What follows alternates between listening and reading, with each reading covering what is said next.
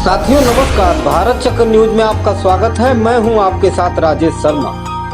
सोमवार को supreme court में भारत के चीफ जस्टिस बी.आर. गवई पर जूता फेंकने की कोशिश करने वाले 72 वर्षीय वकील राकेश किशोर ने कहा है कि उसे अपने कृत्य के लिए कोई पछतावा नहीं है, जबकि उसके परिवार ने इसके लिए उनकी कड़ी निंदा की है। पुलिस के पूछताछ में राकेश किशोर ने बताया कि उसने यह कदम इसलिए उठाया क्योंकि हाल ही में सुप्रीम कोर्ट ने खजुराहो के बाद विषय पर एक याचिका न सुनने का आदेश दिया था। उस याचिका में भगवान विष्णु की मूर्ति को पुनर्स्थापित करने की मांग की गई थी। न्यायालय की उस टिप्पणी पर उसने आपत्ति जताई कि मंदिर के विषय में यह मामला एएसआई यानी पुरातत्व सर्वेक्षण का विषय है। यह भी कहा था कि ईश्वर से कहो कि वे कुछ करें। राकेश ने कहा, इस निर्णय के बाद मैं चैन से नहीं सो सका। रातों को ईश्वर मुझसे पूछ रहे थे कि मैं कैसे आराम कर सकता हूं। उन्होंने यह भी कहा कि वे किसी राजनीतिक दल से नहीं जुड़े हैं और जेल जाने के लिए तैयार हैं। अगर मैं जेल में होता तो अच्छा होता। मेरा परिवार बहुत दुखी है। उन्हें मेरा यह कदम समझ नहीं आ रहा है। घटना के समय वह सनातन का अपमान नहीं सहेगा, हिंदुस्तान कहता हुआ ले जाया गया।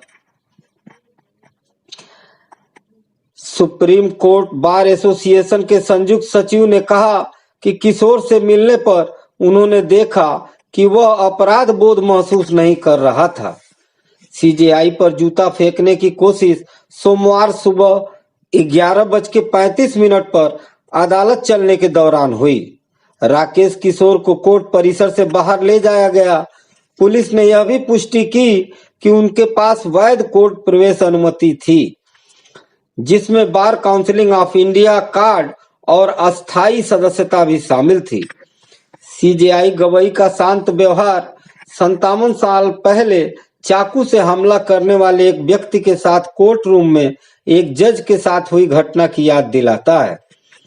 13 मार्च 1968 को भारत के तत्कालीन चीफ जस्टिस एम हिदायतुल्लाह ने अपने साथी जज जस्टिस ए.एन. ग्रोवर की जान बचाने के लिए अदालत कक्ष में चाकू लिए एक व्यक्ति से हाथापाई की थी। एक पुलिस अधिकारी द्वारा हमलावर को हथकड़ी लगाने के बाद चीफ जस्टिस ने पुलिस अधिकारी से कहा कि वह उस व्यक्ति के साथ मारपीट न करे। मौजूदा सीजेआई बी.आर. गवई पर जब यह निंदनीय कोशिश की गई तो एकदम शांत रहे। उन्होंने परेशान वकीलों से बिना रुके अदालती कार्रवाई जारी रखने को कहा।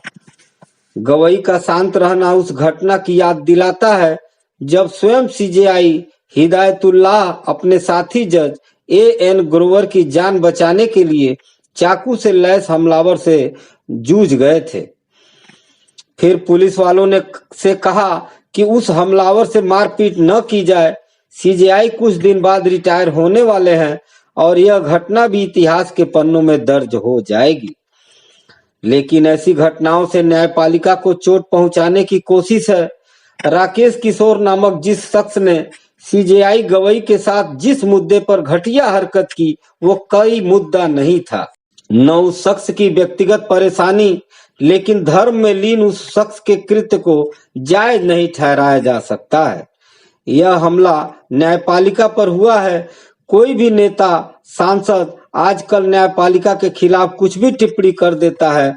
अदालत भी ऐसे लोगों पर कार्रवाई नहीं करती, जिससे ऐसे तत्वों का मनोबल बढ़ रहा है। आज की खबरों में बस इतना ही। कल फिर मिलते हैं देश दुनिया की बड़ी खबरों के साथ। आप देखते रहिए भारत चक्र न्यूज। नमस्कार, जय हिंद।